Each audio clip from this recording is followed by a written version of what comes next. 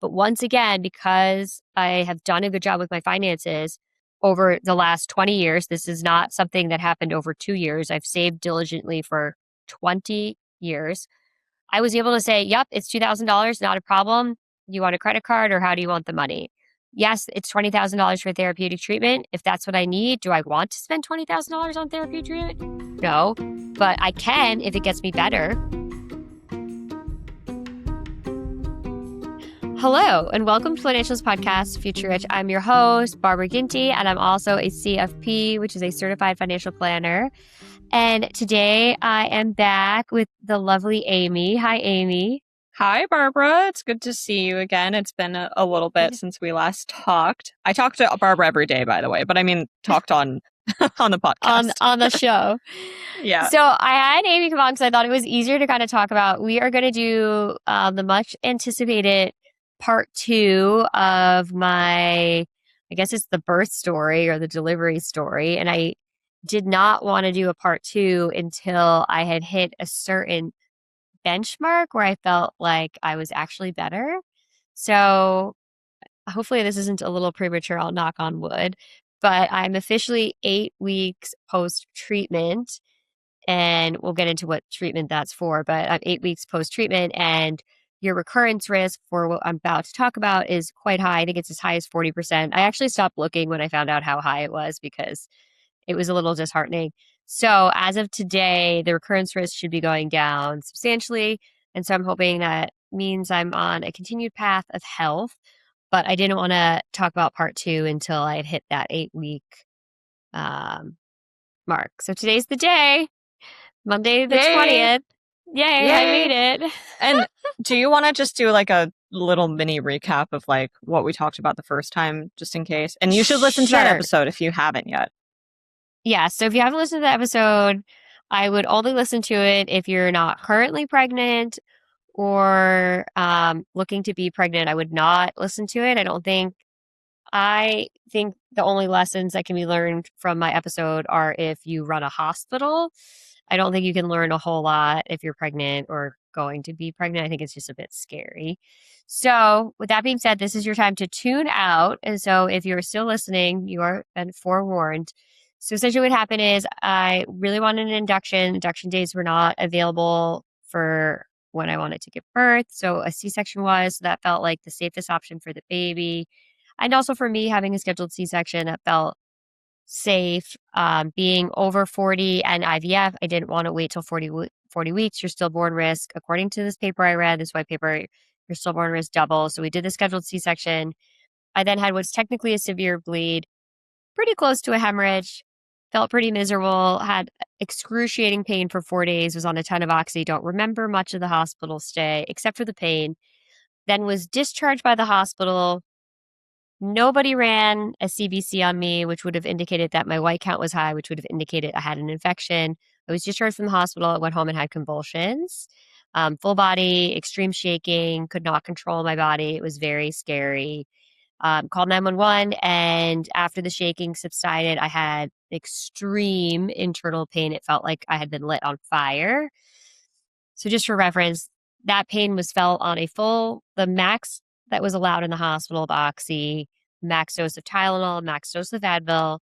So it took around 2 bags of fentanyl on top of all that before I felt a smidge of pain relief. And so that was the first part of the story. I did it really quick. So I was readmitted to the hospital for 4 days without the baby. Traumatic stuff. You know when you need 2 bags of fentanyl to feel better, then maybe something's wrong.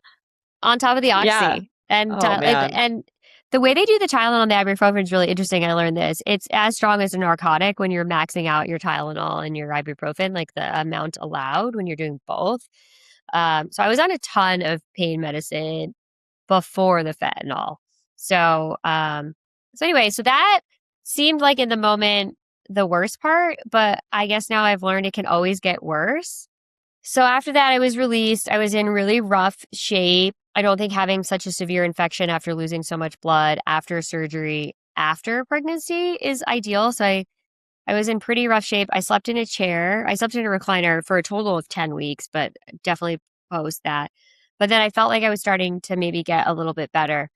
Now, in hindsight, I realize that I think that really kicked my immune system in the butt. And I found out that postpartum, you are immunocompromised. I did not know that. Your like immune system is, recovering from now the baby being okay. And so your immune system really takes a hit for everybody after having had a baby. And so then I developed what I thought was the flu.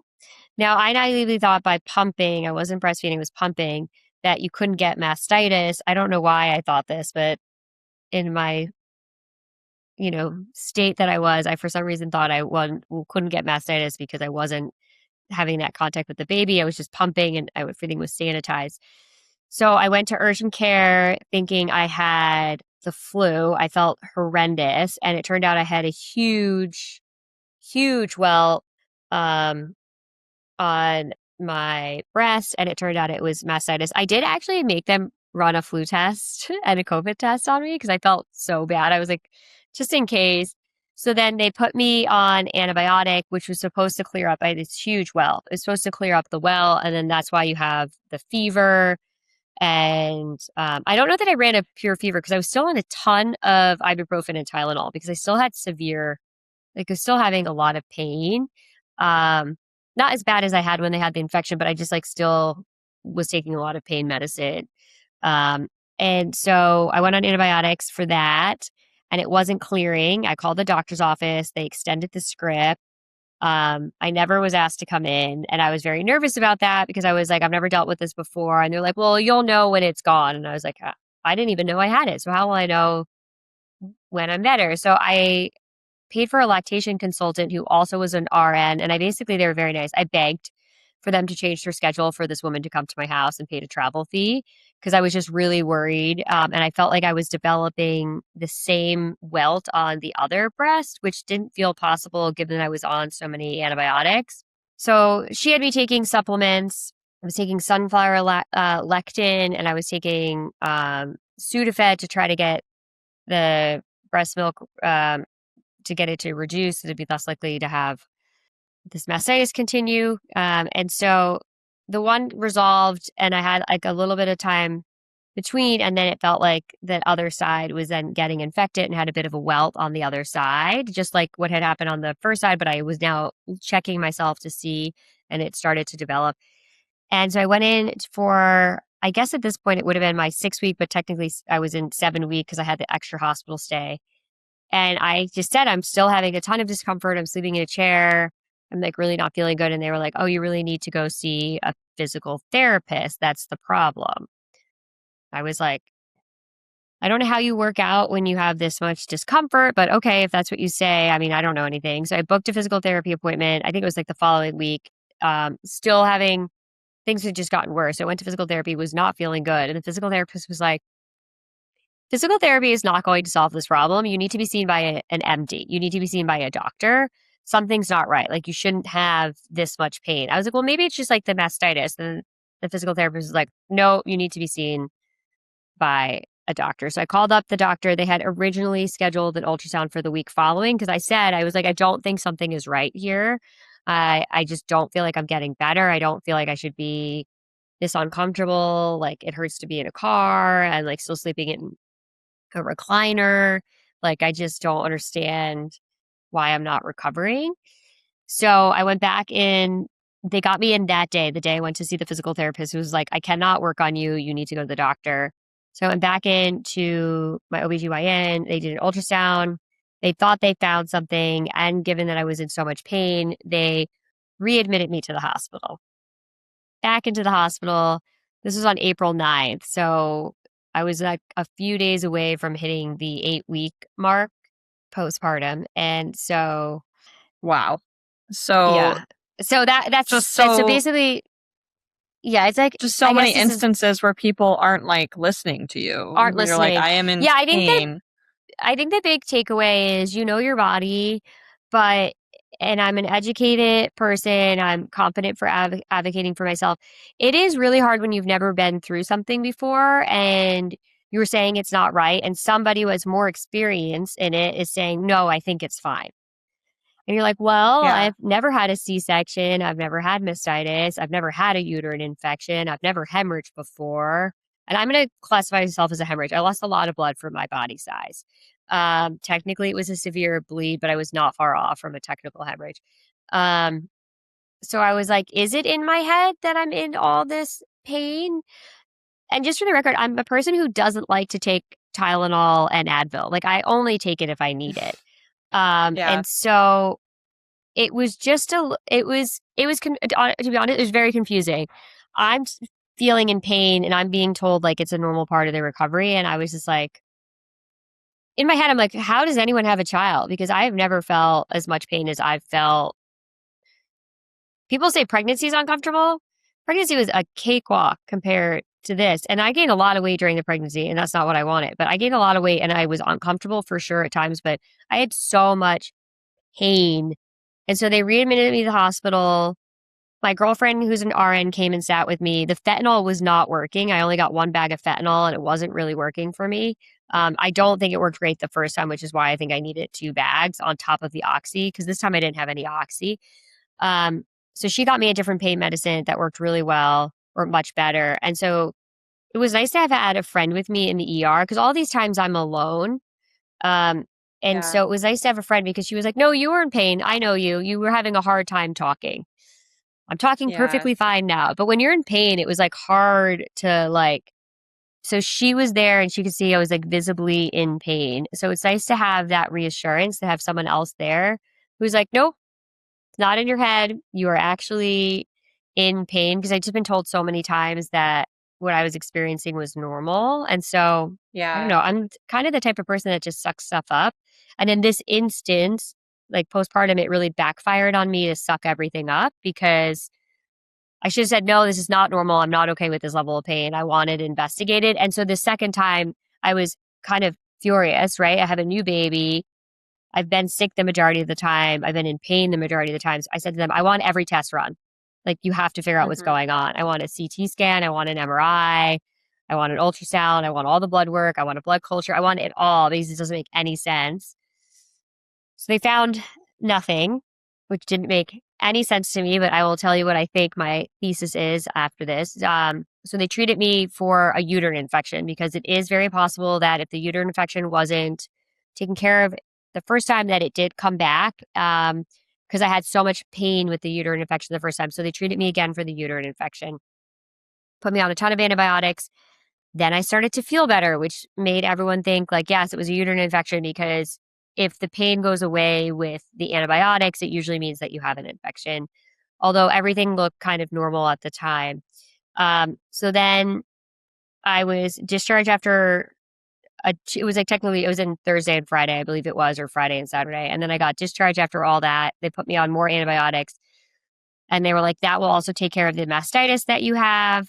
Like, I think I had, because once again, now I know they can culture to see that it is mastitis or a clog or whatever it is, but it felt just like mastitis the first time. So feels like a big old, if you're listening to this, if how it felt to me was like it was a big old guessing game. I have pain, I have swelling, I have redness, and we're like, well, it could be mastitis, could be a clog. We don't know. It's like very overwhelming and very confusing. And I felt like nobody listened, or they listened and they didn't find anything, which doesn't make any sense. You just don't have pain. So they attributed it to uterine infection. They said the mastitis would get taken care of it, and then they discharged me with a ton of antibiotics to take on my own. Wow. That was that. Okay. So So more then it gets extra antibiotics. mhm. How many times have you been on antibiotics now throughout all of this? I don't even know. And like strong, like IV antibiotics, like the strongest antibiotics they have. So I was nervous. I said to the doctor at discharge, I'm really nervous on being on all these antibiotics. I'm feeling better today and the pain is gone. Do you really think it's necessary to continue with such a long course of antibiotics? And the doctor at discharge said, yep, I do. I think it's necessary. I did not agree, but I'm not a doctor. So I got a second opinion from another OBG. It was very hard. It's very hard. The other thing that's really difficult with all this, it's not easy to get in to get a second opinion. I needed a second opinion then, not in 6 months when the first available appointment is, right? And so that's also the really dicey part. And I didn't have a primary care. My primary care was in New York. I'm in Utah. They're not licensed in Utah. I also hadn't been in to see my primary care for too long. So I would have needed to have a primary care appointment. Well, I can't fly to New York for primary care to get myself up to record because when you're pregnant, you're just seeing your OBGYN all the time. So that's my fault, right? Like I screwed that up, but I didn't think about like that I wasn't up to date with my primary care. You had given me a quiz, I would have said I was up to date. I wasn't up to date. So I went and got a second opinion with OBGYN. The physical therapist who I went to after I emailed her and was like, hey, I've been readmitted to the hospital. She called a second, this other doctor's office and asked them to get me in. And the front desk lady, I explained, I was like, I literally just got out of the hospital. I really need a second opinion. Is there anything you can do for me? She fit me in, which was great. And that doctor said, or midwife said, like, I wouldn't take all these antibiotics. I'm concerned you could get C. diff. And I was like, okay, that's kind of what I thought. So I Can you went, tell the listeners what C. diff is? it stands for a much longer infection. We can put it, I don't think I'd say it right, but C. diff is basically a antibiotic resistant bacterial infection of your GI system. And it is a very serious infection. Most people with it are hospitalized. It is incredibly contagious. So if you're hospitalized, you are isolated. Anyone visiting you is required to gown up completely, like face mask, hair covering, gown, booties, the whole thing. And in adults over the age of 65, 1 in 11 will die from it once they contract it. You often get it, certain antibiotics and a lot of antibiotics without taking probiotics. Now, what I've learned is some doctors don't believe in probiotics. I have a very different opinion. So, long story short is I ended up getting C. diff from the antibiotics. And I felt not so bad the first time I got it. It's antibiotic resistant, ironically, but is treated with antibiotics. And once again, this just felt like I went to urgent care because anyone listening, who has a GI doctor? I don't have a GI doctor. So I went No to one. urgent care. No one. I went to urgent care and I was like, I think I might have C. diff. And I hadn't stopped taking the antibiotics yet. I had just gotten a second opinion. And I was like, what do you think about all these antibiotics? They're like, yeah, definitely stop all the antibiotics because it's what's causing the C. diff. They tested me for C. diff and it was negative. So they were like, oh, the antibiotics were making you sick. So I was like, okay, got off the antibiotics, everything. I felt so much better. I was like, I wish I had never taken, like I took a couple days after discharge of antibiotics. Got off them. Everything was fine. I called to get there, like, you need to see a GI doctor. So I called to get, because this is exactly what you want to do when you're postpartum, is go to see every doctor under the sun. We have no family in town. Fortunately, my sister-in-law flew in a couple times to help. We'll get to the financial implications of all of this in a second. But I got in to see a GI doctor. Once again, I begged the front desk. I said, look, I've been in and out of the hospital. They said I need a GI doctor. They didn't consult while I was in the hospital. They also thought maybe I need to see one, but I didn't get a consult. So can you fit me in? They fit me in. I go see the doctor. I was like, I still think I'm feeling better. I still think there's something wrong. Nope. Everything looks fine. Okay, great. 1 week later, I went back to urgent care. So in the scheme of things, I was in the hospital 3 times, one for the pre-scheduled C-section, 2 readmittance, and then I went to urgent care 3 times. One for mastitis, once because I thought I had C. diff, and then then my 3rd time back to urgent care because I thought I had C. diff. So they're like, we don't think you have C. diff. We're going to run your blood work. And fun fact, now I know these things because I spent 12 weeks at doctors and emergency rooms and urgent cares. The urgent care near my house can run your blood work in like 6 minutes. Dream. So I was like, run all my blood work. So they ran everything. They were like, if you have C. diff, it's such a serious infection. We'll see it in your vitals. We'll see it in your liver enzymes will be elevated. Your white count will be elevated. There's like all these markers. Nothing. Everything looks great. They were like, have you been camping? I was like, camping?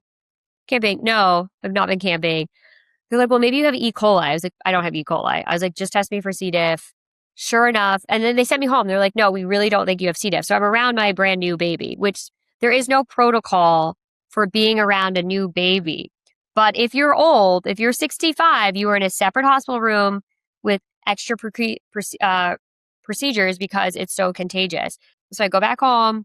My husband Wow. says, what is it? I was like, they say I don't have C. diff. Everything looks fine, which is great. That's what I didn't want to have it.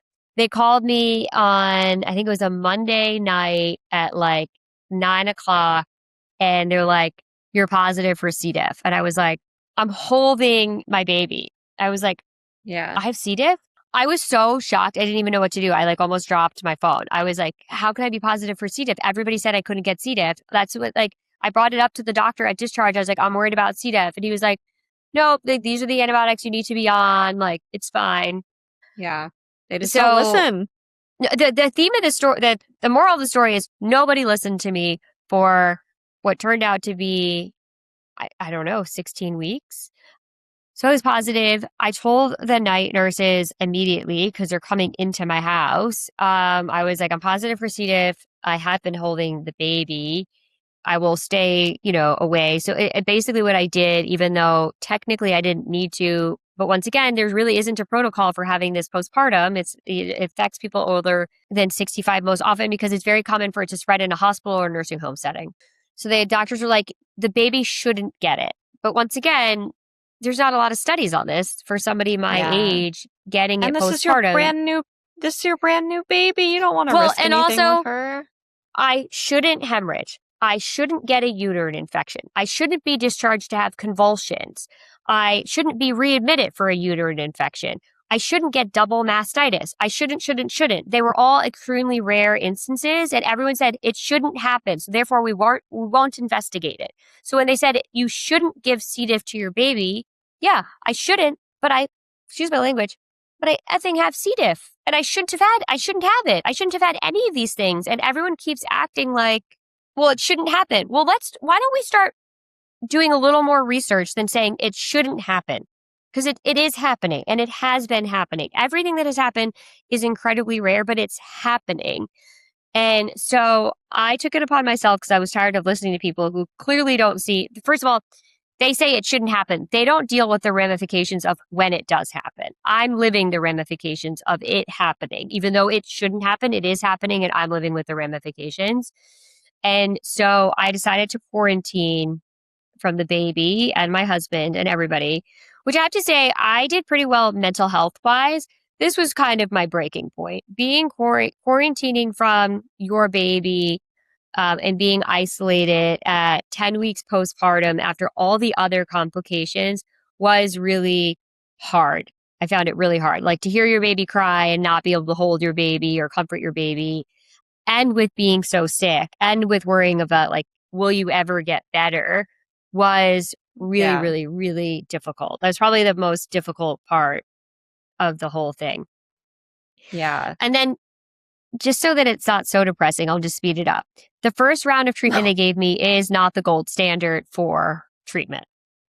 The gold standard for treatment is a medicine that is often not approved by insurance, but guess who asked me if I could afford to pay out of pocket?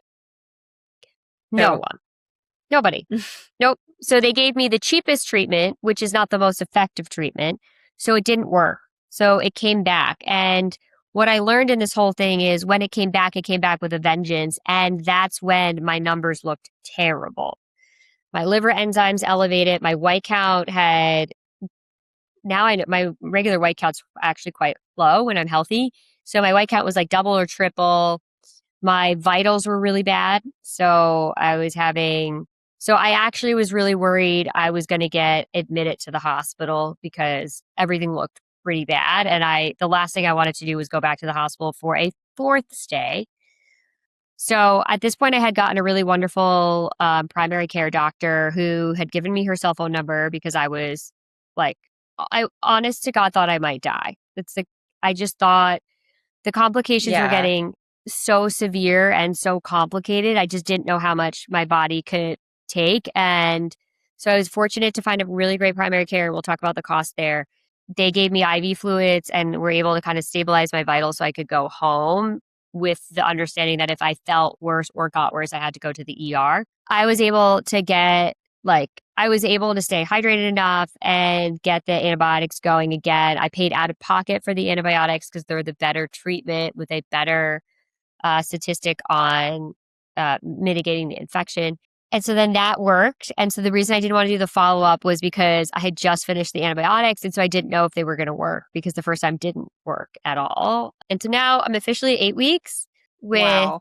yeah, no additional complications that I know of. I still have to redo blood work because my body's still healing from the infection. That's how serious the infection is. Like, I had really, other than like the pregnancy and all the problems I had from having the baby, I didn't really have underlying issues. And I still am going to have repeat blood work to see. I'm still showing like my liver isn't right yet. So I'm hoping my liver Hmm. is fully healed by the next round of blood work. It's wild to me that the antibiotics are what caused the C. diff, but they're also what helps the C. Treat it. diff.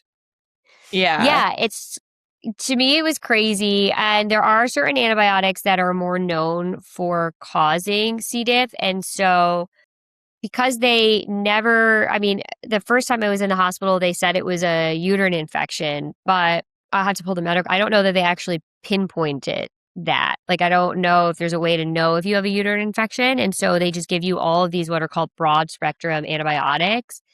And so the Yeah. broad spectrum antibiotics are what cause C. diff. And I had them, and then I had them for mastitis.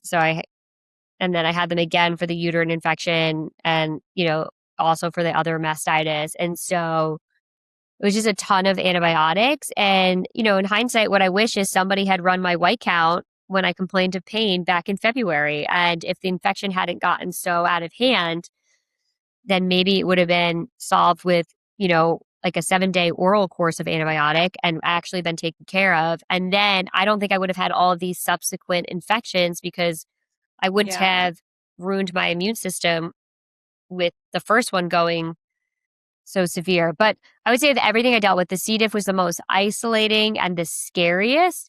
You really feel like a pariah when you have a very contagious infection, but then knowing that it has a very high fatality rate is also very scary. Even though I'm You not said it was 65, 40%? it's a 40% recurrence risk, Okay. but it's 1 in 11 over 65 die of Mm. it. No, even though I wasn't over 65, I mean, I have to tell you, I didn't feel great. So I was like, well, I don't know. What's the fatality rate for someone 40? Oh, no one 40 gets it. So I have no idea. So that was like the worst part. And then you're like wondering for like, I'm so glad I'm like 8 weeks because then you're kind of wondering like, am I Is safe? this Is going to it going come to come back? back? Like, Yeah. yeah. So Wow. that was that. So I always say this part two is the worst because if part one was it and it would have been miserable and terrible, but part two just lingered on for so long and getting something that is, and the worst part about the C. diff is for the rest of my life, it's part of my medical history. I can't have antibiotics. I have to tell the dentist. I have to tell my doctor. Anytime I get antibiotics, I'm at risk of it coming back. Wow. I Yeah. wonder, we should do some digging and see how common it is, like It's for not people your common age. no, it's not common for people my age. So I joined Reddit to join the C. diff subreddit. And I made one friend on there who is also postpartum, who's also has C. diff. It's a very big group on Reddit, and there's just one of us. And they actually have like a C. diff foundation, I believe it is, where you can go on. Oh, a C. diff survivors. They have a webpage for Wow. C. diff survivors. Yeah, and I looked through the survivors website when I was locked in my room for 10 days quarantining. And there's only one other case on there that I read that was like somebody who was postpartum. Wow. Well, I'm glad that there's that community. I mean, Reddit is good for some things. Reddit was great. Reddit I mean, is good for community. it was really helpful to be on Reddit because I feel like the people who've gone through it really knew more. And the story is longer. I mean, I called like the on-call GI doctor. There's like all sorts of stuff that happened, panic in between getting better. And I do feel like I'm getting better. I feel like my recovery, this whole like bouncing back thing, like I've decided to use the date of when I finished my last course of antibiotic treatment for C. diff versus February 16th because, I was so Yeah. sick for my entire postpartum. Like literally that whole fourth trimester, I was just trying not to die. Yeah. And I'm sorry if this is too personal, but like during all of this, like you're not able to like really breastfeed, right? Because you're on all of this medicine. No, here's the wild too. part. Apparently, all of these drugs are safe for breastfeeding. So I pumped for 10 weeks up until Hmm. I got, because once you get mastitis, you have to pump through it, or supposedly you have to That's pump through it. yeah. Yeah. And everyone says that's really painful. I think everything is relative.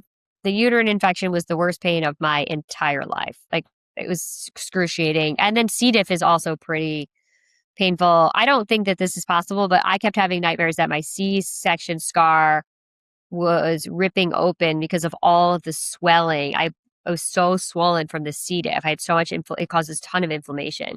So I had so much inflammation from the C. diff. I actually thought my C-section scar was going to rip. It didn't, but that was like Wow. that's, the C. diff was the worst because it really messes with your head. Because I was like, oh my God, my C-section scar is going to rip open because it's only 10 weeks old and I have so much swelling.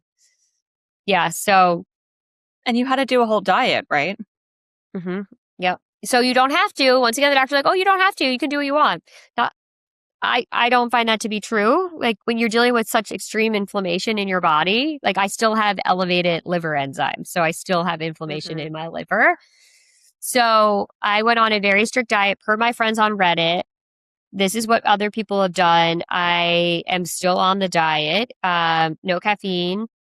Um, except for kombucha, no sugar. I've broken that like once or twice. I've had a little bit of sugar, so no added sugar, and no Hmm. alcohol. And I've had, when I was a little closer to the 8 week mark, I had like maybe 4 ounces of wine. Hmm. So once, so no alcohol. And then what I do is I take probiotics 3 times a day, morning, noon, night. I drink kefir every day because it tons of probiotics, and I drink kombucha because it also has tons of probiotics. My friend who's a nurse kind of helped me come up with this. So I eat all whole foods, nothing processed, nothing with like a ton of spices, all pretty simple. Now that I've been like at 7 weeks, I would say I like loosened up a little bit on the diet. Like, I'd eat out and like just try to alter what I was having out. My first time eating at a Yeah. restaurant was like I got scrambled eggs on plain toast. Yeah. Um, I was like, oh my God, Wow. I'm out of the house. Yeah. And I got like an herbal tea, and like that's like the only Yeah. thing I could have. So when I was sick with C. diff before the treatment started working, I just ate like the brat diet. So like bananas, rice, applesauce, and toast, plain toast. I ate like that for like a month. And then I switched to this like probiotic, prebiotic, healthy um, diet. And I'm probably going to keep it up. Everyone says you need to do it for quite some time. So I've been on it, been on this diet probably for 12 weeks. So I'm probably going to do another 12 weeks, probably do about 6 months in total, and then see how my Wow. body is. Have you felt like you're Yes. craving less like sugar and things now that you've just cut it out? Do you feel like you're used to it? Yeah, I am used to it. And what I will say is when you are so, so, so sick, everyone's like, oh, it must be so hard. And I'm like, nope, it would have been hard pre this experience. It's not hard. The alternative was lying in bed, quarantined from my new baby and my husband and anybody else. Like, can't see, you Yeah. would never want to be around your parents when you have this, Yeah. and being so uncomfortable that I thought my C-section was going to rip open. Like, I'm happy to give up sugar if I can be what I call back in the world of the living. Like, it's Yeah. nice to like exist back in the world Yeah. again. Yeah. And you also just worked out again recently, right? Yeah, so I finally am able to start working out. I tried to make sure I gave my body enough time to recover. So now I'm Hmm. able to walk again. I was so out of it, I like really couldn't walk very far. So I'm walking, I'm lifting weights. I'm not back to Pilates yet. I think, that will take a bit of time, but working out. But what I will say with how this ties into the finances is because I was able to afford out of pocket payments for treatments, I got better faster. So the medicine I wanted that was the gold standard for treating C. diff is not covered by insurance because they have this other version that did not work for me. I tried it, did not work. Um, and so if I was in a position where I couldn't afford the better treatment, so what I'll say, like, we kept the night nurses up for 4 months. That is a complete and utter luxury And fortunately, that is not how I intended to spend my emergency fund. But when I couldn't take care of the baby at all, really during the day, because I was sick or recovering, it was all on my husband or my sister-in-law who flew in 3 times. We at least had the nighttime help because I had to be able to sleep. And it's not fair that it's all on my husband. And because like everyone's like, oh, well, he's the father. He can take care of the baby. Yeah, we're not talking about a week here. We're talking about 14 weeks of me being sick. Right. That's months. That's months and months of taking care of a baby all by yourself Yeah. while your significant other is also sick. So that means I It's needed taking help care of you too. too. Yeah. Yeah. So we paid for the night nurses for 4 months, which is insane. And then the more important thing, well, that was very important because it helped you get sleep because sleep is the number one thing you need to recover. But then I was also able to pay out of pocket for the antibiotic treatment. Now, that was like a drop in the bucket compared to the night nurses. I think that came in at like, I think after they gave me a discount, it was 1,500. But if you Not don't have the bad. 1,500, no, I know. When they were Yeah. like, well, it's really expensive. You really should be on the other one. I was like, Well, but I don't for a care lot of people, what that's it their costs. rent or their Right. mortgage. Yeah. Yeah. And then there was another treatment that I almost paid for. This is where I called the on-call doctor and I went on Reddit and like this is when I joined Reddit because my sister was like, you're having a meltdown. You need to talk to other people. There was another treatment that I wanted to pay out of pocket for. I was going to wire money and that was for $20,000. Oh no. So I Well, I'm ended up, glad that you didn't do that. I'm glad I didn't do it, but I also felt very privileged and I was very proud of myself because I worked very hard to save and have a very robust emergency fund. I remember thinking, I am so happy I have taken all of my own advice. Everything I say on the podcast, I have done already myself. I'm not telling you to do anything that I haven't done myself or haven't advised real live clients to do. Everyone on Reddit was like, it's too much money, don't do it. And all I thought was like, but I can afford to get myself the best treatment because I have worked so hard and have saved so much money. And if this is how my money is used, would I rather spend $20,000 on a vacation? 100%. But when you're really sick and you think that that's going to get you better, and it is possible that maybe was my only choice. It turned out it wasn't, but I thought it was. It was really nice to know that I could buy myself the treatment that I needed to get better and that I wouldn't be beholden to the crappy treatment that the insurance company covered. Do you want to do a rundown of like, I think we'll probably do this a little bit later. If you don't follow us on Instagram or TikTok at Future Rich Podcast, we posted a breakdown of like hospital bills, but Yeah. this is like a separate thing. This is like I would say this is part 2 of the hospital bill journey. Well, So we can so break it down again. no, well, the hospital bills, like, because that included this separate, the hospital bill, it's over, Okay. I think it's around $120,000 total in hospital bills. Very lucky that insurance covered basically all of it. They did not cover my second treatment for C. diff. I paid out of pocket for that. That was $1,500. They would not cover this therapeutic treatment. That out of pocket is $20,000. Oh, So yeah. I was going to pay the out of pocket for that. And then right now it's TBD if I have to pay for I had 2 ambulance rides to the hospital for the 2 readmitteds. I'm not sure if I'll end up paying for that. Worst case, I end up paying for that. It would be 2,500 plus the other Hmm. 1,500 from that. And so that gets me to 4,000 besides my deductible. The 20,000 basically Reddit was like, don't do it. Like, wait and give this drug that you paid $1,500 for a chance to work because it almost always does, not does always, but works a lot for individuals who didn't have success on the other treatment. So I ended up saving my $20,000 thanks to Reddit. But I do, it is when everything feels out of control, right? So I had no control over my health, right? That wasn't going well. I felt like nobody was listening. Everybody said stuff wouldn't happen. It kept happening. The one thing that was nice in this whole thing that was pretty terrible was that I was in a good financial position to try to buy myself the best treatment. And it wasn't going to, we were going to still make our mortgage payment. The baby was still going to be taken care of. We still had groceries. We still had food. But I could take that money and say, this is important to me. If you get this this therapeutic treatment, I need it. That I didn't have to say, because the insurance company was like, yeah, we'll pay for it after you've had it like 3 times. Well, I don't want to have to go through it 3 times for you to cover it. I want to skip that third time and go straight to treatment. So it was very powerful because, once again, the whole reason we do this work and the whole reason I say this is important is because having your finances in order and putting yourself in a good financial position allows you to take the control back. I never thought it would allow you to take the control back medically. I've always said it takes control back from where you work, from what type of relationship you're in, right? All of that, it gives you the control back. It allows you to have control because you're not beholden to somebody else who's controlling the finances, and therefore you have to make different decisions. But I've never once mentioned, and now I will, but it also gives you the control back medically. Because the other thing I did with get a primary care doctor, which takes forever out there, is I bought my way into a concierge medicine.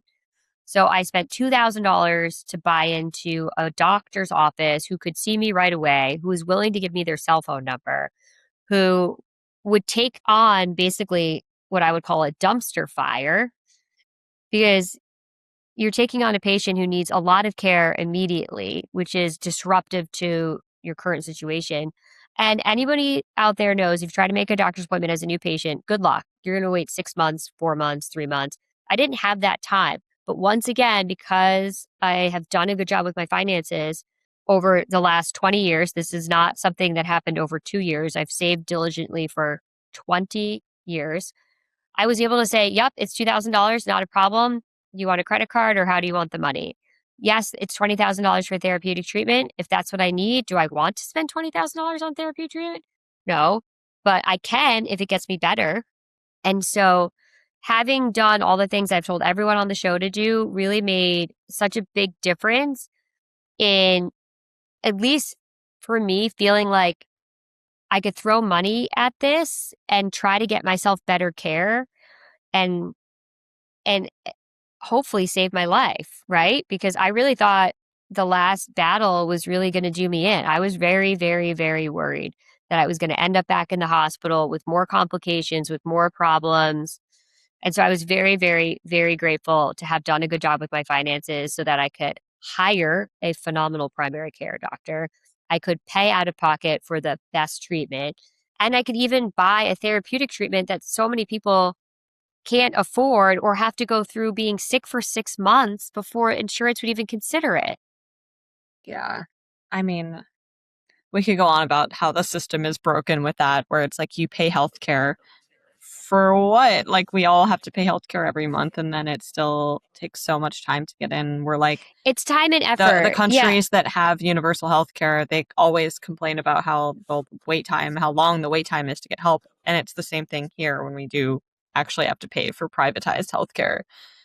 Yeah, and the It's just and a the wait mess. time. And I will say I'm very, very fortunate that the majority of my medical bills were covered by our insurance, but the insurance doesn't want to skip you. They don't want to skip steps. So they don't want to pay for a $20,000 treatment if the free treatment works. So they want you to do all of they have procedures, which obviously, but the benefit of having your own financial resources to say, you know what, that's great, Mr. Insurance Company, that you have to try this drug so many times before you're willing to cover it. I would like to skip. I'm going to Yeah, pass give go me and the I'm going good to skip stuff. this. Yeah, give me the good stuff now. And if I have to pay for it, even though I have insurance, I don't really care. That's why I've saved money. That's why I have money, so that I can take care of myself. And if taking care of it means I have to pay out of pocket for necessary treatments, then that's what I'm going to do.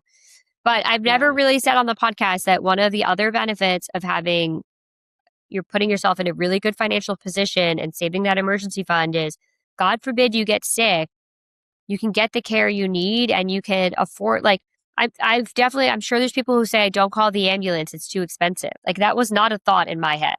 Yeah, In you my were head, like, I call was that like, ambulance. call the ambulance because it's medically necessary for me to take an ambulance. And, if I'm going to fight with the insurance company and hopefully I win, but if I don't, I don't, it's not going to, I'm Yeah. still going to make my mortgage payments. So I really do think from that perspective, nobody ever plans on getting sick. Nobody ever wants to get sick. But especially in this postpartum experience, it was really helpful to be able to extend the night nurses. And, I extended them basically the whole time I was sick.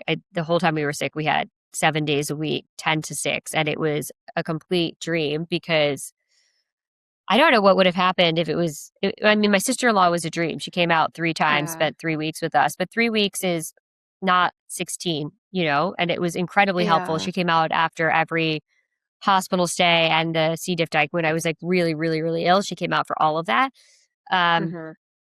but having the resources to make it less horrible was beneficial. Yeah. I'm so happy that you were able to do that. And also, like, get the help and have the support from your community to like your family and everything. And now you're on the other side, Yay, which is like, I did it. fingers crossed, everybody. Please send all the good vibes to Barbara All the because good vibes. I mean, Hopefully, I like, just got all the bad karma or bad juju you out and I never didn't get sick deserve any again. of this. No one deserves it, but like, especially you. Like, I, I don't, I really can't believe all of that happened. But also at the same time, like there's so many things that go wrong in our healthcare and like that just goes untreated because we're all just working like so much. And the healthcare workers are also like probably working Yeah, like 70-hour weeks and they, you know, are just they're following yeah, procedures and they don't they're really pay as much understaffed. Yeah. attention. Yeah. Yeah. Well, So, there's only everyone always every individual has so much bandwidth, and some people have more than others, but in general, there's a cap on bandwidth for a person. And if the doctor's office is really busy and the hospital's really busy, it's very easy, unfortunately, for things to get overlooked. And yeah, it can be a little dicey. And so, yeah, I just had it was an unfortunate turn of events. I definitely think it was 100% preventable, and just unfortunately, it mhm. wasn't prevented. But I'm very happy to be on the other side. I wouldn't wish it on anybody. Yeah. And I'm hoping to continue to get better and better every day. I We'll hope see. that for the listeners too, like if anybody has gone through C. diff, please like Yeah, if write any of the into listeners, us. I would love to meet anyone else who's ever had C. diff. I think it's horrible, but I would be curious. I've never heard of anybody having C. diff. Please Yeah. write in Yeah, because please write in. maybe we can help each other out and make the community a little bit stronger and provide, you know, you would have someone that Yeah, you could come talk on the to about it podcast. If you've had outside of C. diff, Reddit. yeah, outside of Reddit, or if you've had C. diff postpartum, please hit me up because I feel like it's a special type of hell to have lived through. And for our lovely listeners, we are going to be recording 8 more guest episodes. So if you are interested in being a guest on the show, we would love to have you. We are also especially interested in those that are planning for retirement. So you have questions on Social Security, retirement income strategies, pension analysis, that sort of stuff. Please let us know. You can shoot us a DM or you can submit an application on www. Did you say three W's? www.futureridgepodcast.com. Time for our disclaimer. The opinions voiced in this podcast are for general information only and not intended to provide specific advice or recommendations for any individual. All performance references are historical and do not guarantee future results.